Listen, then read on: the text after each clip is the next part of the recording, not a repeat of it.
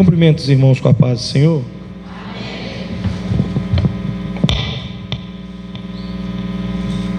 Abra sua Bíblia comigo em Marcos, capítulo 2, verso 1. Domingo agora, irmãos, nós teremos na parte da manhã grande escola dominical. Você que não vem, que não ainda está participando, não fique de fora. Deus tem nos abençoado através das lições. O presbítero Carlos está na direção agora da Escola Bíblica Dominical. Evangelista Arius começa agora no início de abril o nosso pré-batismo. Então você ainda que não se batizou, desça as águas. A Bíblia nos orienta que nós devemos não só crer, mas crer e ser batizado.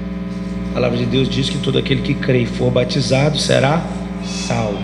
O evangelista Arius, a partir do primeiro domingo, Arius, de abril, vai estar iniciando aí o pré-batismo para você que ainda não desceu as águas, amém? Domingo agora nós temos Escola Bíblica Dominical. Após a nossa Escola Bíblica Dominical, nós teremos um grande evangelismo, correto, Davis? Domingo agora é o último domingo do mês de março, e aí nós vamos entrar no mês de abril. Então não fique de fora. Que eu me lembro, o último evangelismo que nós fizemos, acho que nós éramos mais de 20 pessoas, não era, Arthur? Nós saímos aí no bairro, foi uma bênção. Então está aí na coordenação do nosso irmão Davis, o diácono Arthur. Eu conto com a colaboração dos irmãos, amém? Vamos ler a palavra do Senhor. O capítulo 2, a partir do primeiro verso, diz assim: E novamente ele entrou em Cafarnaum depois de alguns dias, e divulgou-se que ele estava na casa, e imediatamente muitos se reuniram, de modo que não havia lugar para recebê-los, nem mesmo diante da porta, e eles lhe pregavam a palavra. E vieram até ele trazendo um paralítico que era carregado por 4, e eles, não podendo aproximar-se dele por causa da multidão, destamparam o telhado onde estava, e fazendo uma abertura, eles baixaram o leito onde estava deitado o paralítico. Jesus, vendo a fé deles, disse ao paralítico: Filho, teus pecados estão perdoados. Mas eles ali assentados, alguns escribas, argumentaram em seus corações: Por que fala este homem blasfêmias? Quem pode perdoar pecados senão Deus?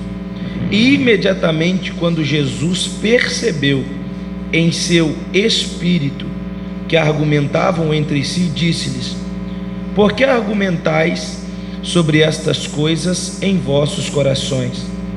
O que é mais fácil dizer para este paralítico: Teus pecados estão perdoados, ou dizer: Levanta-te, toma teu leito e anda? Mas para que possa saber que o Filho do Homem tem poder na terra para perdoar pecados, ele disse ao paralítico: A ti te digo, levanta-te, toma o teu leito e vai pelo teu caminho para a tua casa.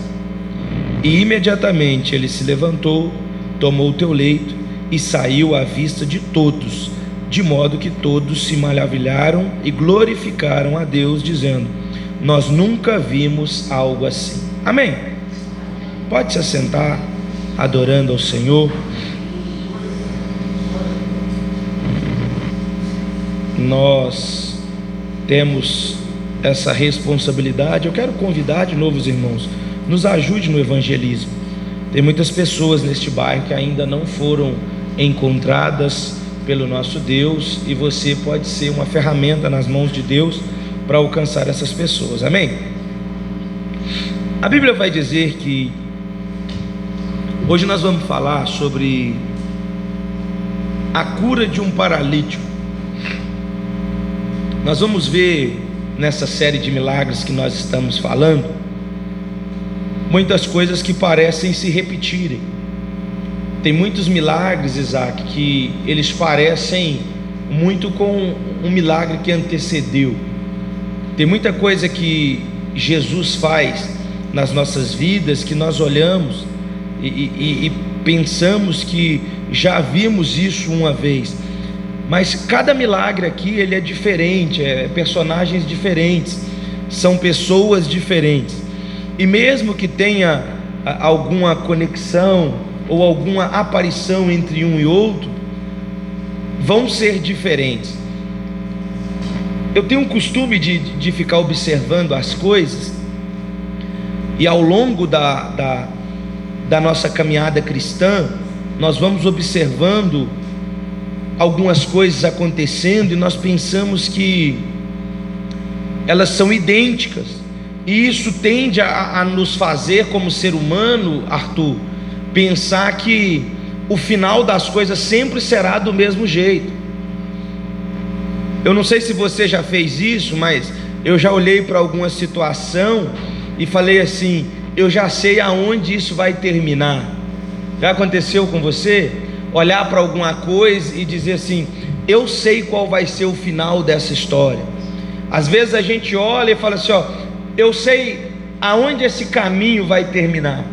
Mas Deus estava ministrando no meu coração essa tarde, que independente de parecer, ou independente de ter alguma semelhança, as histórias que cada um de nós carregamos, elas são diferentes. Eu não posso estabelecer uma visão dentro do que aconteceu na vida de alguém, seja essa coisa boa ou ruim aos meus olhos, e pensar que eu estou fadado ao mesmo resultado. Você está aqui comigo essa noite? Diz amém. Nós precisamos parar de olhar para a vida do outro e pensar que porque deu certo na vida dele, também vai dar certo na minha. Porque se o problema fosse olhar para a vida de quem deu certo e achar que ia dar na minha também, estava tudo resolvido. O grande problema é que a gente olha para a vida de quem deu errado em alguma situação e pensa que o próximo a fracassar nesta função será nós. Como ser humano, quando a gente começa a observar as pessoas que estão do nosso lado, nós começamos a fazer uma paralela, uma análise da nossa vida, comparando a nossa vida com a vida do próximo, e nós começamos a pensar: rapaz, será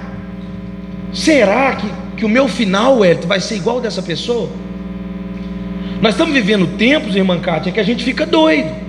Você pega uma rede social, um celular, e tudo que a gente vê é coisa ruim, é desgraça, é confusão, é só coisa que não presta, sim ou não? E aí a gente vai, às vezes, e a nossa alma, ela tenta nos sabotar.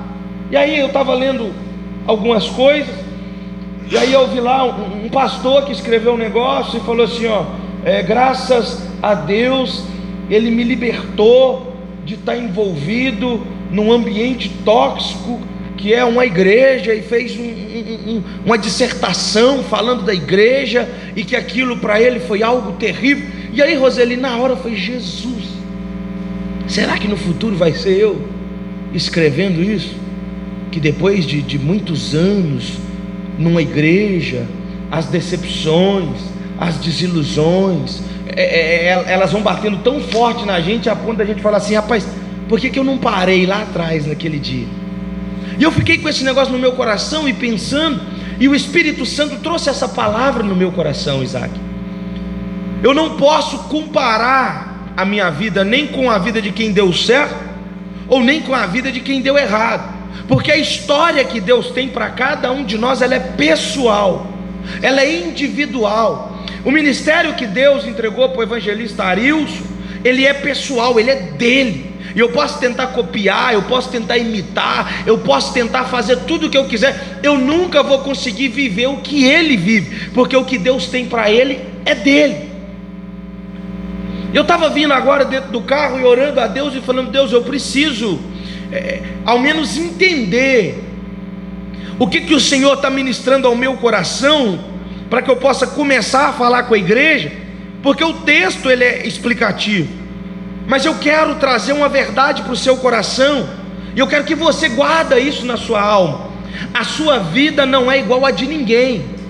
Não é porque a pessoa não teve sucesso, porque ela fracassou, que você também vai fracassar. Não é porque a pessoa não conseguiu alcançar os objetivos dela que você também não vai alcançar. Deus tem uma história para cada um de nós. Nós não somos iguais, irmãos. Por mais que professamos a mesma fé, cremos no mesmo Deus, acreditamos que todos vamos morar no mesmo lugar, a nossa caminhada até chegar a este lugar será diferente.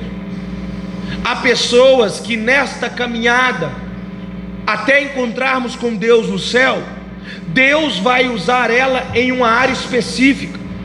Talvez Deus vai chamar essa pessoa e vai abençoá-la, vai dotar essa pessoa com um dom de cura, a fim de que aonde essa pessoa passar, ela coloque a mão sobre enfermos e ore por eles, e esses enfermos sejam curados. Mas não quer dizer que eu sou um fracassado se eu orar toda semana e a pessoa não recebeu uma cura. Eu preciso entender que Deus me chamou com um objetivo específico. Então a primeira palavra que eu trago para o seu coração é: descubra em Deus para que é que Ele te chamou. Porque quando você entende qual é o seu chamado nas mãos de Deus, você não se frustra tentando fazer o que Deus não te chamou para fazer. Vocês estão aí? Quantas orações você já fez para um enfermo e ele continua enfermo? Quantas pessoas você pregou a palavra para ele, apresentou o céu para ele, e ele continua vivendo como se não tivesse ouvido a palavra de Deus? Sabe o que, Arilson, nós precisamos ter em nosso coração? E Deus põe essa palavra no meu coração hoje. Eu preciso entender o que Deus me chamou para fazer. Porque sabe o que está acontecendo, Micael? Nós temos uma igreja que cresce, e eu não estou falando de São Geraldo, estou falando no geral. Uma igreja que cresce em números de pessoas, Juan, mas também cresce em números de desinformação, onde está uma igreja super lotada, e se você perguntar para 90% da igreja por que é que Deus chamou, quase ninguém sabe. E pode ser que o seu chamado não vai ser algo específico, pode ser que o seu chamado não vai ser servir em um local de destaque, mas para alguma coisa Deus te chamou. O pastor Gil, em uma ministração dele no ano de 2020, né, Arius, lá em Vespasiano, ele ministrou, Thaísa, para os jovens, e ele falava sobre o disfarce que Deus nos dá. E eu não esqueço dessa palavra, Isaac.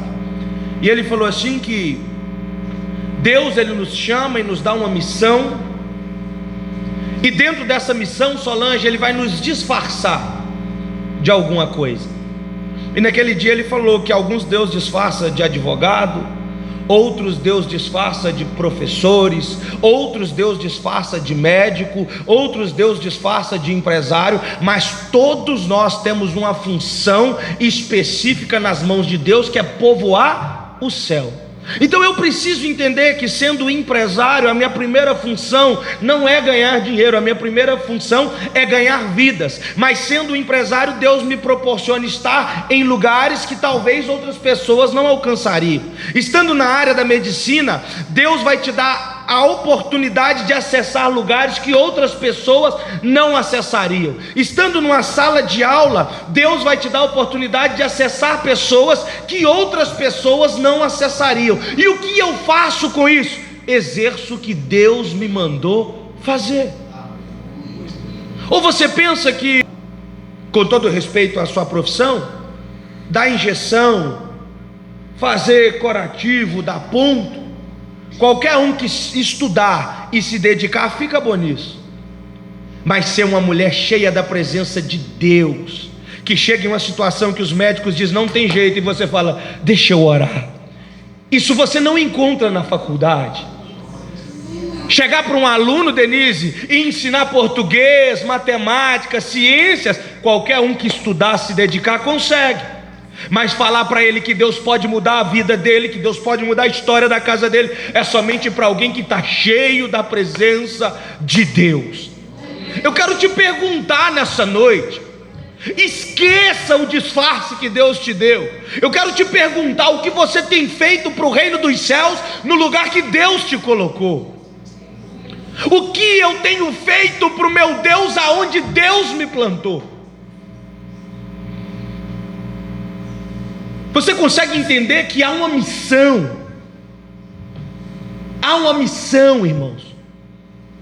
Sabe, irmã Marta, eu preciso entender a minha vida para que eu possa viver ela.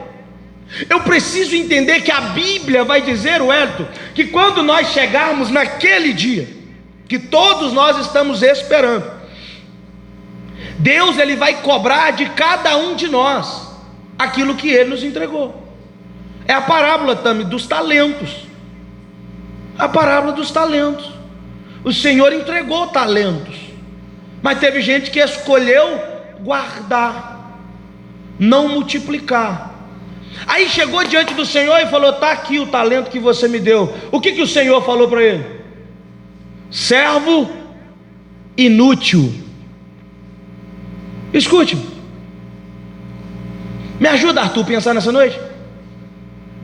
Chegar diante de Deus, João, e Deus falar assim: rapaz, tão inteligente,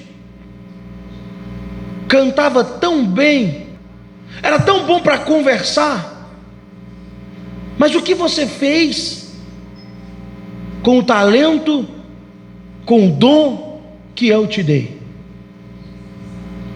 É sério essa palavra ou não? Porque naquele dia, Wellington, não tem desculpa, não tem massagem, Cátia. Fala: Deus, mas eu estava ocupado, eu estava atarefado.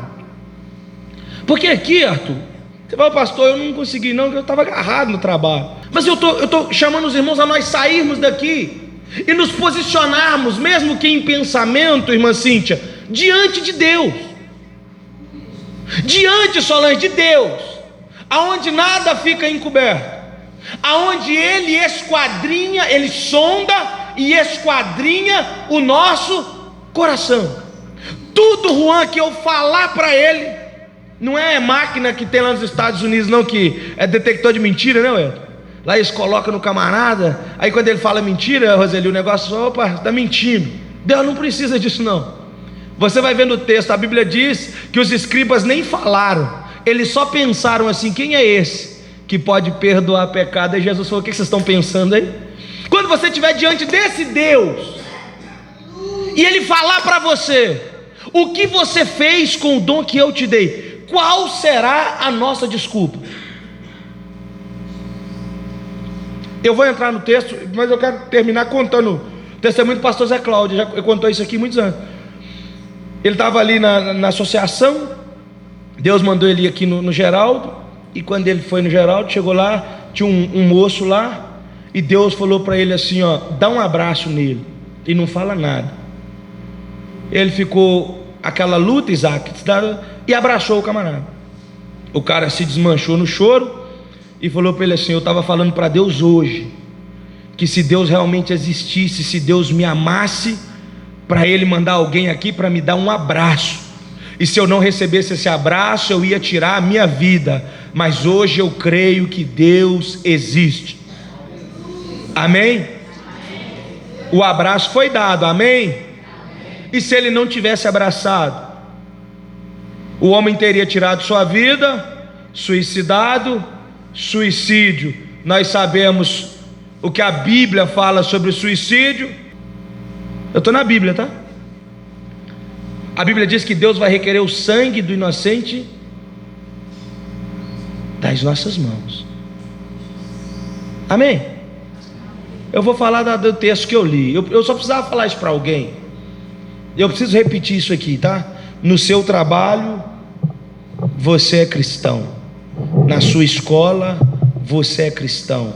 Na sua casa, você é cristão. Aonde você estiver, a autoridade sobre a tua vida para expulsar demônio, a autoridade sobre a tua vida para orar, enfermo ser curado. Então Deus só está te alertando que Ele vai criar situações para que você possa resolver problemas e o nome dele ser glorificado. Amém? Não tenha medo, irmãos, não se assuste e fale: se fosse lá na igreja o evangelista Wellington ia colocar a mão. Não, pode ser que se vier aqui nós vamos orar e Deus vai fazer, mas Deus está te falando agora, aonde você estiver, você é um embaixador do céu. Aonde você estiver, há a bênção de Deus sobre a tua vida, amém? A Bíblia diz que novamente Jesus entra em Cafarnaum. A primeira vez que Jesus entra em Cafarnaum, ele vai curar um homem que está com um problema não físico, mas espiritual. Esse homem está com um espírito imundo dentro de uma sinagoga. Nós falamos sobre isso. Este homem, João, ele está dentro do culto, participando do culto, mas está endemoniado. Quando Jesus chega, Jesus faz o quê? Expulsa o demônio vai embora. Esse homem volta a viver a sua vida normal. Há uma cura aqui no primeiro milagre que Jesus faz em Cafarnaum, que é uma cura espiritual. Porque nós, Kailane, queremos muito a resposta de Deus para as nossas coisas naturais. Até porque nós sabemos que o nosso corpo, ele faz parte de uma tricotomia: corpo, alma e espírito. Mas nós sabemos, Sueli, que por sermos matéria, todos os nossos desejos, eles estão relacionados às nossas coisas materiais. Já percebeu, Denise, que eu consigo ir para o médico, fazer exame caro, gastar o que eu não tenho, gastar meu tempo, Fabinho, por causa de uma dor que às vezes eu sinto na costela, sim ou não? Eu costumo ir para um médico, irmão Hamilton, e gastar o que eu não tenho, e fazer tudo que eu preciso, porque eu estou com a dor no joelho. Mas você já viu alguém e fala assim: pastor, eu estou gastando, eu estou investindo, porque eu estou com uma dor na alma. Já percebeu que a nossa preocupação é sempre sarar o físico? É sempre buscar sarar o físico? E quando a Arius falou aqui sobre o exercício físico, na hora Deus confirmou essa palavra no meu coração. Nós sempre queremos preocupar com o nosso físico, que é uma realidade do nosso tempo. Nunca se preocupou tanto, irmãos, com o físico como se preocupa hoje. E eu não tenho nada contra, nós temos que cuidar do templo do Espírito Santo. Mas não adianta nós sermos como sepulcros caiados, que alguém olha por fora e fala: está bem, mas quando Deus olha por dentro, fala: está morto. Eu preciso entender, Isaac, que mais do que me preocupar com o meu exterior, eu preciso me preocupar com o meu interior. Jesus, ele não cura primeiro este homem, Cíntia, que é paralítico. Jesus cura um homem que está com uma doença ou uma enfermidade, Adriana, na alma. Porque o paralítico, ele podia entrar no céu, porque nós sabemos que o nosso corpo, ele vai ser glorificado. Essa matéria aqui, ela vai cair, nós vamos morrer. O que vai entrar no céu é a nossa alma. Então Jesus está falando assim: antes de eu curar um paralítico, eu vou curar uma alma que não pode entrar no céu do jeito que ela está. O que Deus está falando para o meu e para o seu coração é que antes dele preocupar com o nosso corpo físico, antes dele curar as nossas doenças físicas, antes dele nos dar as bênçãos que nós precisamos para a nossa matéria, ele quer curar a nossa alma. Deus, ele quer curar a nossa alma, Gilberto, porque a pior doença que um ser humano pode ter, ela não é física, ela é na alma. Escute, quantas pessoas você conhece que, lutando contra uma depressão, tem todos os seus membros do seu corpo físico em pleno funcionamento, mas não conseguem levantar de uma cama? Quantas pessoas você olha para ela e vê que não tem problema de saúde nenhum, mas não consegue se movimentar, não consegue se alegrar, não consegue usufruir do que Deus tem dado? Porque a nossa saúde, Solange, contrário do que nós pensamos, ela não vem de fora para dentro, ela vem de dentro para fora. Quando a minha alma está bem, quando o meu espírito está em paz, quando eu tenho paz dentro de mim, tudo aqui fora pode estar desorganizado, mas aqui dentro tem organização. O que Deus está fazendo aqui, nesse primeiro milagre, é falando o seguinte: eu preciso resolver primeiro prioridades, para depois eu ir resolvendo as outras coisas. Porque se este homem que é paralítico também, ele morre, ele entra no céu. Mas se este aqui que tem um espírito imundo, irmã Marta, atormentando a alma dele, cai naquela hora, ele não entraria no céu. Eu preciso falar para você algo. Deus nunca vai resolver nada do lado de fora quando por dentro nós não estivermos resolvidos. E a nossa pior besteira é ficar pedindo a Deus as coisas daqui, sendo que aqui eu ainda não me encontrei. Eu não adianta, João, eu buscar as coisas que eu consigo ver, se eu perco as guerras para as coisas que eu não enxergo. O que Deus está fazendo aqui é reorganizando a nossa visão. Dê prioridade para o que está te matando de dentro para fora, que eu faço o resto. Quando eu chegar aqui fora Existe aqui no texto, Isaac, Jesus orando, gritando, colocando a mão? Nada. Jesus fala para ele assim: ô Fabinho, pega a tua cama e anda. Por quê? Porque Jesus já tinha começado, Hélito, uma restauração em Cafarnaum. E a primeira restauração que Jesus começou a fazer é expulsar alguns espíritos que tiram a paz daqueles que escolhem servir a Deus. Escute o que eu estou falando com você nessa noite. Quem falou para nós, irmãos, que o diabo está lá no inferno?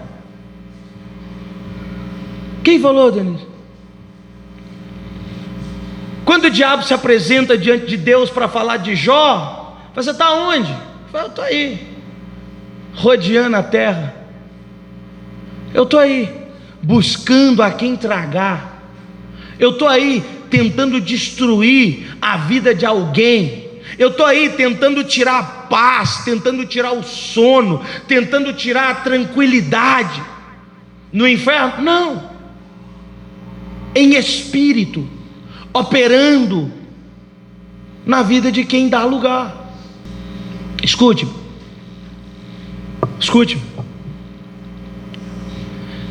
Alguém sabe o que a falta de sono ela provoca na gente? É muita coisa, né? Irritabilidade, esgotamento físico, mental. Sim ou não? Aí você vai perguntar a essas pessoas que não dormem: você não dorme por quê? Aí eu fico pensando demais, minha cabeça não para, fica pensando. É assim ou não? Aí você vai perguntar: mas pensando em quê? Aí você vai ver no que nós estamos pensando. Nós estamos pensando às vezes em dar uma condição financeira para nossa família, em conseguir trabalhar, dar uma vida boa para os nossos filhos, em conseguir realizar um sonho pessoal nosso, em conseguir fazer algo que é um desejo do nosso coração. E nós estamos, Micael, acabando com a nossa saúde por causa de coisas que nós nem sabemos se vamos alcançar.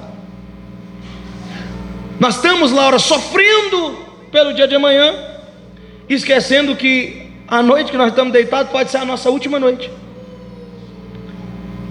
Já parou para pensar nisso? A gente só pensa nessa perspectiva, irmão. A nossa visão é só a volta coletiva. Mas a pergunta que o Espírito Santo coloca no meu coração é: e se eu voltar hoje para você? Aonde está a sua alma? A minha alma está agitada, a minha alma está descontrolada, a minha alma está aflita a ponto de eu não conseguir entrar num culto como esse e ouvir a palavra sem pensar na preocupação ou no problema que eu tenho amanhã. O que Deus está falando para nós nessa noite é o seguinte: eu entrei em Cafarnaum primeiro e curei a alma de alguém, porque a alma é o bem mais precioso que nós temos.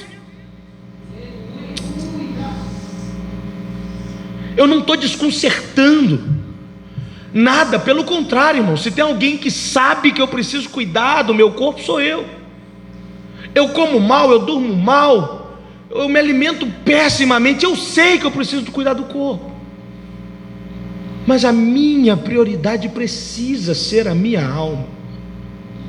Eu preciso estar bem, eu preciso, Arthur, estar convicto de quem é Deus na minha vida, eu preciso, Kátia, ter certeza que no meio da tribulação, ainda que eu ande no vale da sombra da morte, não temerei mal algum, porque Deus está comigo. Como assim, pastor? Ainda que eu caia numa cama de hospital e fique ali, e os irmãos vão me visitar e orem por mim, eu dentro de mim vou ter uma certeza: Deus nunca me abandonou. Ainda que eu quebre, que eu passe qualquer problema, os irmãos vão olhar para mim e dizer: ele tem convicção de que Deus é na vida dele. A nossa alma precisa estar curada a este ponto. Sabe, Jennifer, a minha alma precisa estar curada para que nada que aconteça no meu exterior mude o meu interior. Sabe por quê, Isaac? Vai ter dia que os problemas eles vão ser tão grandes na nossa vida que o nosso exterior não vai aguentar, irmãos. O seu corpo vai gemer. Quem aí já teve uma decepção, uma traição, algo na sua vida que o seu corpo responde a ponto de você não conseguir sair de uma cama? Quem aí já ficou tão triste a ponto de deitar, Letícia, não conseguir se levantar da cama? Tem pecado nisso? Nenhum. O nosso corpo ele é fraco, ele é limitado, mas a nossa alma ela tem que estar curada, ela tem que estar sarada para eu entender: vou sofrer, mas vai passar, vai doer, mas vai passar, está doendo, mas vai passar, porque eu posso perder tudo menos a presença de Deus na minha vida. Porque se a minha alma não está curada, João, a primeira coisa que eu faço é me afastar do único que pode me curar. Já percebeu? Que quando a gente tem uma decepção, uma tristeza, e eu estou falando, eu sou pastor, irmão, quando me vem qualquer coisa, eu falo assim: eu vou ligar para o Arilson, eu não vou no culto hoje não, ele resolve lá que eu não estou bem. É assim ou não? A gente quer se desligar para ver se a dor passa. É ou não? A gente quer se desligar para ver se a dor passa, mas não vai passar, irmão. A única maneira de nós passarmos pelas nossas dificuldades é ter na nossa mente sarada, a ponto de nós estarmos totalmente por fora destruídos, mas o nosso interior está gritando para você: continua, que daqui a pouco passa, continua, daqui a pouco chega o final. Aí a sua mente que está ligada em Cristo, te leva para a palavra de Deus, e você ouve a sua alma gritar para você que tudo posso naquele que me fortalece. Você ouve a sua alma, Juan, gritar dentro de você: o choro dura uma noite, mas a alegria ela vem pela manhã. O seu corpo não está aguentando, mas a sua alma dentro dele está fervendo, está borbulhando, dizendo para você: vamos continuar. Porque se eu estou com o corpo bom, mas eu perco a batalha na alma, ó, irmão, é um pulo. É um pulo para eu me afastar. Quando eu aceitei Jesus, eu gostava de ficar estudando hebraico. Na época os jovens aqui, os meninos gostavam. E aí a palavra de Deus, ela nos fala que a carne, ela tem uma inclinação para a carne, para as coisas da carne. A sua carne, irmão, quando você sente um desejo de orar, não é a sua carne, é seu espírito. A sua carne, ela tem desejo de dormir, né, Thaís? A carne tem desejo de deitar, descansar, né, Solange?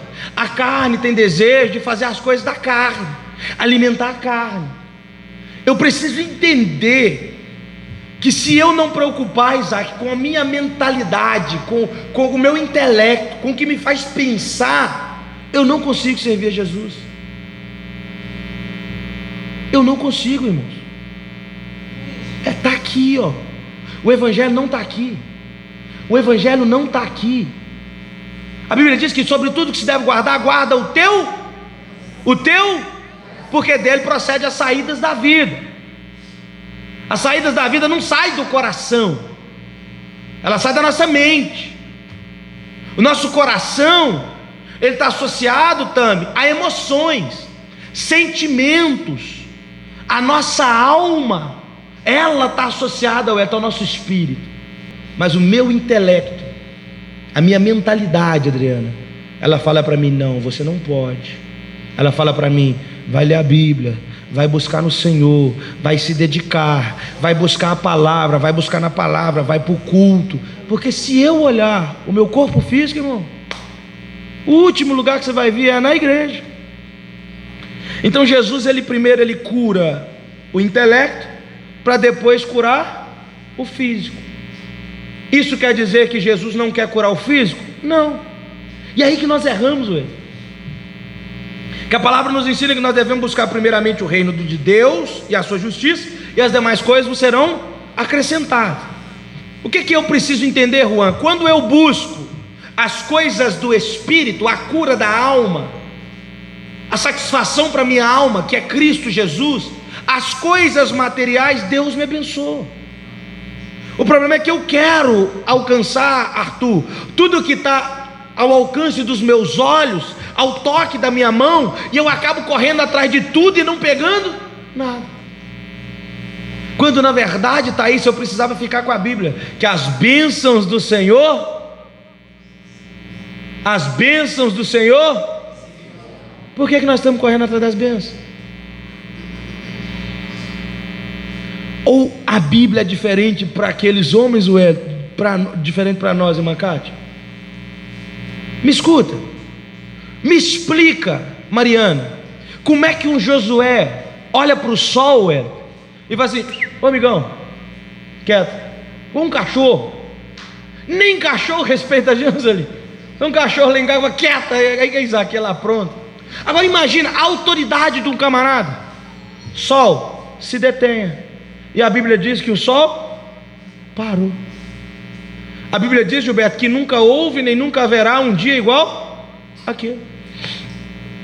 Aí vem Elias, velho, fala assim: ó, segundo a minha palavra, não vai chover. E além de não chover, não vai ter nem orvalho de aquele sereninho que fica na noite, aí de manhã fica pingando, não vai ter nada. Como assim, Deus? Que autoridade é essa que esses homens construíram? Uma mentalidade, Solange, de entender que a minha boca tem poder para declarar sobre a minha vida tudo aquilo que eu creio. A minha boca, deixa eu repetir isso aqui para alguém: a minha boca tem poder para declarar sobre a minha vida tudo aquilo que eu creio. Aí o que me deixa triste nessa palavra é perguntar para você e perguntar para mim: o que a sua boca tem falado ao seu respeito? O que a sua boca tem falado ao seu respeito? Posso te perguntar aqui nessa noite? Sim ou não? Quem aqui hoje colocou a mão sobre a sua cabeça e se abençoou? E declarou que hoje seria um dia de bênção? Não é para Deus, faz, não. Eu abençoo o meu dia, eu declaro em nome de Jesus vitória, eu declaro que eu vou prosperar, eu declaro que a minha casa será uma bênção. Quem fez isso? Eu não vou perguntar, que você não vai responder.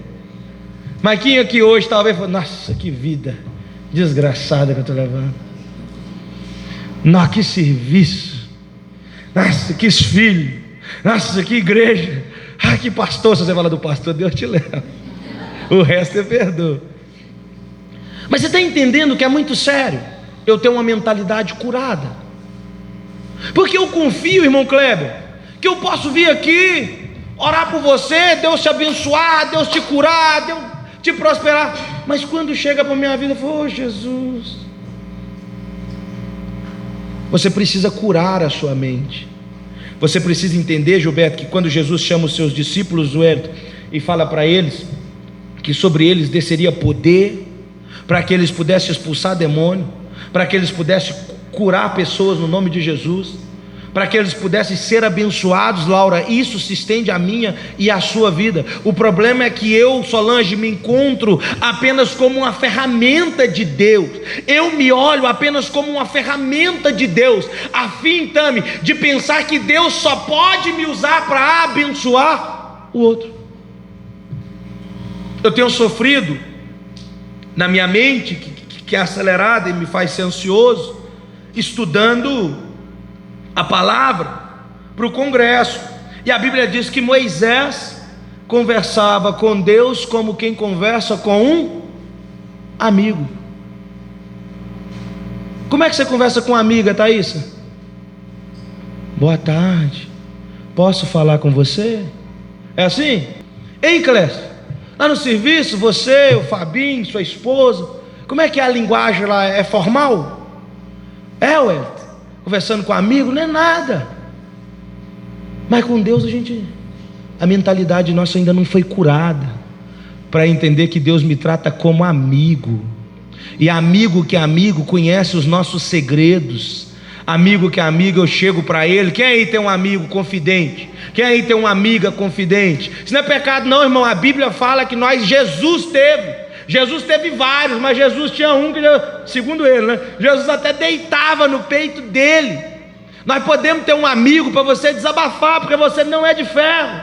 Você pode, irmão, você é ser humano. Aí a gente chega para Deus, eu tenho vergonha de contar para ele o que eu fiz, como se ele não soubesse. É ou não é? Quando você liga, Jenny, para um amigo, ou liga para um amigo, aí ele fala assim: o que foi que você fez? Ô irmão, estou precisando conversar com você. O que você aprontou? O amigo já sabe que você errou, mas ele quer te dar uma oportunidade de desabafar. Ele quer te dar uma oportunidade de você jogar para fora o que está te matando lá dentro. Assim é o seu Deus. Ele já sabe qual é o seu pecado, ele já sabe qual é a sua falha. Ele quer te ouvir. Quem já foi num psicólogo? Quem já foi num psicólogo? Se você não foi, procura um, pelo amor de Deus. Você senta lá, irmão, você troca ideia com você mesmo, você fala 45 minutos, ele fica assim, igual lagartixa. Eu falei: Jesus, esse homem não vai falar nada. Eu falei com ele: você não vai falar não? Ele falou: não, eu sei que fala, eu estou te ouvindo. E ele foi, e eu falei com você fala bem, que eu enrolava um assunto no outro. Mas resumo, isso é uma técnica de cura. Eu esqueci o nome, que eu não sou psicólogo, se alguém souber. É uma técnica que a psicologia usa. Enquanto você fala, você é curado. Enquanto você fala, enquanto você reverbera, enquanto você tira para fora, sei lá como é que eles têm. Eu só sei que eu falei de verdade. Não. Quando eu falo, eu tiro aquilo que está lá dentro. Ô Cátia, escute, como é que um pastor vai chegar para uma ovelha, para um amigo, e falar para ele assim: Danilo, rapaz, eu estou na vontade de morrer. O camarada vai falar: rapaz, se o pastor está assim, imagina nós que é ovelha. Como é que um marido vai chegar para a esposa, estou falando de homem, tá, irmão, e falar assim: minha filha, eu não estou aguentando a pressão, está pesado para mim, você, os meninos, eu estou querendo sumir. Como é que a esposa vai chegar para o marido e falar: meu filho, eu não estou aguentando olhar para sua cara, se eu pudesse eu te envenenava, mas eu não posso. São diálogos que você precisa de alguém para você desabafar. Você está aí? Se você quiser a ajuda de um psicólogo, amém. Mas se você não quiser, a Bíblia diz que nós temos o Espírito Santo de Deus, que você pode, Thaísa, sentar. Olha aqui que legal, eu vou te ensinar. Ô Espírito Santo, eu vou falar. O problema é que a gente pensa que é loucura, e aí você vai guardando tudo para você. Aí uma coisinha que você podia desabafar para o Espírito Santo, que a sua esposa está te incomodando, seu marido está te incomodando, sabe o que vai acontecer? Na hora que ela te enfesar, você vai, e depois que saiu, volta não, irmão. Tinha um pai que tinha um filho que dava muito trabalho, e todos os dias que o filho desapontava ele, ele furava punha um prego na parede. Isso é uma história que eu ouvi. Aí chegou um dia, a parede estava cheia de prego. O filho falou: pai, que prego é esse? Toda vez que você me desaponta, eu ponho um prego aí. Ele falou: vou mudar, eu vou ser um novo homem. Toda vez que eu te der uma alegria, você tira um prego. Ele falou: tiro. E aí o menino virou um homem, tirou todos os pregos. Quando chegou no último prego, o pai tirou e ele falou: graças a Deus eu consegui consertar o que eu fiz. O pai falou: você conseguiu, mas a parede continua com as marcas. No casamento você pode pedir perdão, pode falar que você falou sem pensar, não foi isso que eu quis dizer, não era isso que eu queria falar, você entendeu tudo errado, oh amor, eu te amo, dá buquê de flores e tal. As marcas vão permanecer. Agora, se eu falar para Jesus, irmão, vocês estão aí? Quando Paulo fala que nós devemos ofertar ao Senhor um culto racional, a gente precisa ser inteligente. Amém? Você é inteligente para trabalhar, é inteligente para criar. Eu fico vendo a capacidade do ser humano. Irmão, você já parou para pensar também na capacidade do camarada que inventou o microfone? Sim ou não? Não, também não tinha não, estou pensando agora. É legal ou não é, Clécio? Hein, ué? Porque hoje, Kátia, depois que está prontinho, o cara pôs um negócio aqui, aí sai um som ali, ok. Mas faz do zero alguma coisa para você ver. A criação é algo que é sobrenatural, é dom de Deus. E Deus deu a gente isso. Nós usamos o nosso dom para tudo, menos para as coisas espirituais e da nossa alma. Chega lá, Micael, uma carreta para você arrumar com milhões de fios. O dia que você postou lá, eu fiquei com labirintite de ver uns canudos de chicote de fio assim, Deis, e tudo colorido e tal. Eu falei: gente, como é que uma pessoa, o que passa na cabeça, Isaac, de uma pessoa que mexe com o trem daquilo ali? O que ela consegue enxergar ali, que eu não vejo nada? Por que eu estou falando isso? A gente gasta a nossa inteligência para fazer tanta coisa, irmão. Tanta coisa, tá? E se a gente fala: não, eu vou pensar como eu vou resolver isso. É ou não é? Hein, Carol? Fazendo lá as artes lá de resina, vai para o computador, estuda, se dedica, aí faz. O meu tá até aqui, ó, propaganda aí, ó.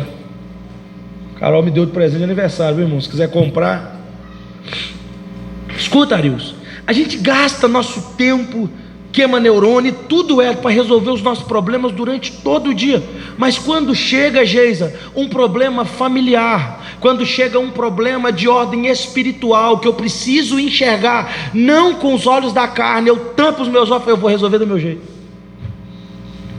Deus está falando para alguém aqui nessa noite: pensa.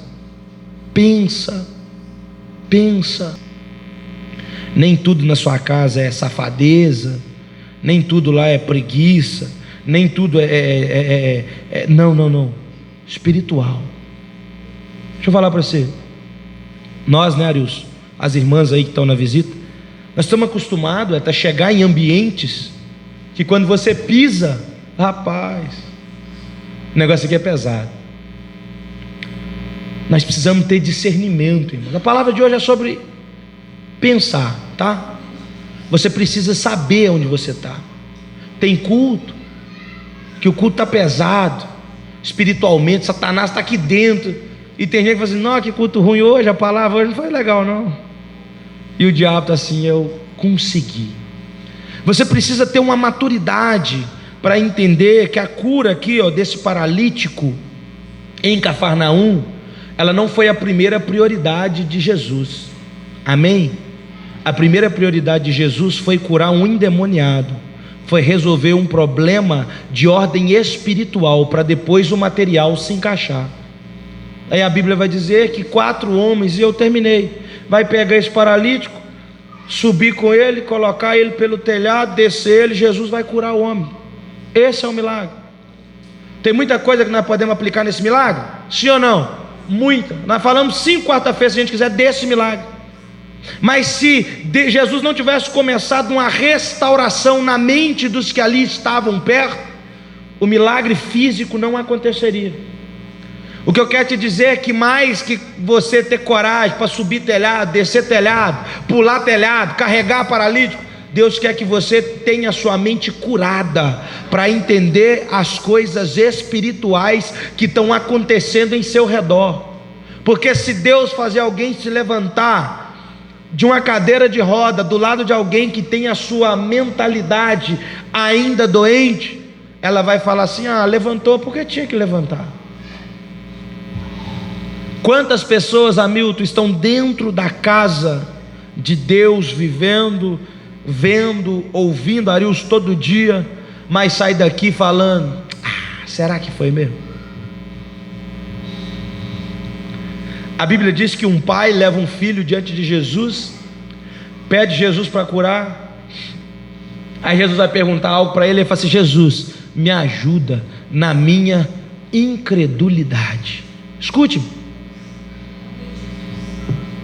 Escute-me. Pior do que quem está lá fora e não crê em Deus é quem está aqui dentro e continua não crendo.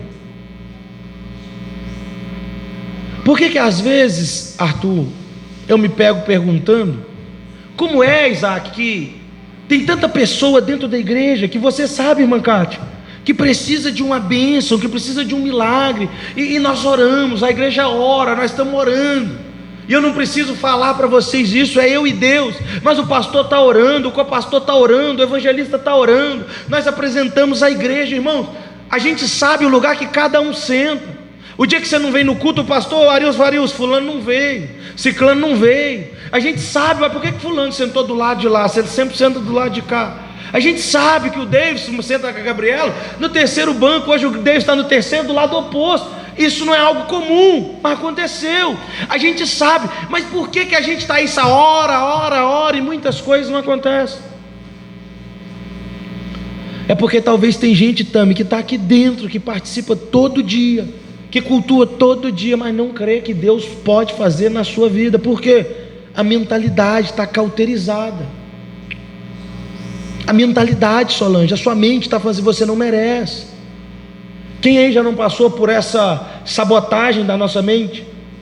De ver alguém ser abençoado e já falar de cara assim: mas também ele merece, né? Ele é batalhador, ela é batalhadora. Não, ela merece, olha como ela criou os filhos dela, ele merece, olha. Você também é, irmão. Você é trabalhador, você é trabalhadora, você é serva de Deus. Você também é mulher de oração, você também é mulher de Deus, você também é homem de Deus, você também merece ser abençoado. Mas o milagre não começa nas pernas, o milagre começa aqui, ó. O milagre começa na sua mente, quando você crê que Deus pode fazer na sua vida, que Deus pode fazer na sua casa, que Deus pode fazer na sua família. Antes do milagre vir se materializar, ele precisa ser uma realidade na sua mente. E é essa, João, que é a dificuldade que nós seres humanos temos. Como você olhar para algo que está totalmente desconstruído e acreditar naquilo, irmã Cátia? Como? Fé, confiança. A gente consegue, na sua área de atuação, orar para um pedaço de um tanto de ferro, e pega um projeto, irmã Cátia, e fala: rapaz, isso aqui, se soldar aqui, você faz um prédio. É ou não é? Eide, lá na sua área de trabalho, você pega um tanto de pano, sem forma, sem nada, alguém te entrega um desenho, deixa comigo, e corta, costura, faz uma roupa. Alguém precisa olhar e acreditar que da onde os nossos olhos veem nada, pode sair alguma coisa que presta. Você precisa começar a desenvolver isso, irmão. Olhar às vezes para um tijolo e acreditar que aquele tijolo vai se tornar uma mansão. A gente consegue ou não? Consegue ou não? E tudo isso depende da mão humana. quando eu olho para uma pessoa que depende da mão exclusivamente de Deus, a minha mente fala assim: tem jeito não. Aí você escuta a sua mente. Mas quando a sua mente mostra um pedaço de pano, você acredita que pode virar uma roupa. Quando você vê um tijolo, você acha que pode virar uma casa. Mas quando você olha para os seus filhos, você não consegue acreditar que Deus pode fazer a obra. Quando você olha para a sua vida, você vai com a música do Tim Maia: uns nascem para morrer, tem nada para sofrer. Não tinha uma música do Tim Maia? Nós até cantamos isso aí na estação, que na vida tem uns que nascem para sofrer e outros para chorar. Eu não, irmão, sai para lá, Satanás. Eu nasci para ser feliz. Eu nasci para ser abençoado pelo meu Deus. E se cumprir o que Jesus falou, que no mundo tereis aflições, mas eu tenho bom ânimo. Sabe por quê? Porque Jesus venceu e eu vou vencer. Mas a minha mente precisa entender isso. Você vai conseguir. Declara, irmãos. Declara aí: eu creio que a minha família será uma bênção. Eu creio que os meus filhos serão uma bênção. Eu creio no milagre de Deus na minha vida. Declara. Declara, porque Deus está hoje, e a partir de hoje você não vai lançar palavras de maldição sobre você, palavras de maldição sobre a sua família. Você não vai perguntar: por que é que eu vim nesse mundo? Não, você vai ter convicção: eu vim para que o nome de Deus seja glorificado. Ah, Deus, por que o Senhor me deu esses filhos? Para glorificar o nome dele através da sua vida, para o seu filho sair das drogas e dar testemunho, para a sua filha sair da vida que está levando e dar testemunho. Por que desse casamento? Para você ajudar pessoas que vão sofrer depois no casamento e dizer: eu passei por isso e eu venci. Ah, Deus, mas e a separação? Eu estava com você lá e eu estou com você agora. Nenhuma separação pode te separar do amor de Deus. Declara sobre a tua vida algo nessa noite. Chega de declarar coisa ruim, irmão. Chega de declarar coisa ruim. Chega de falar coisa ruim de você.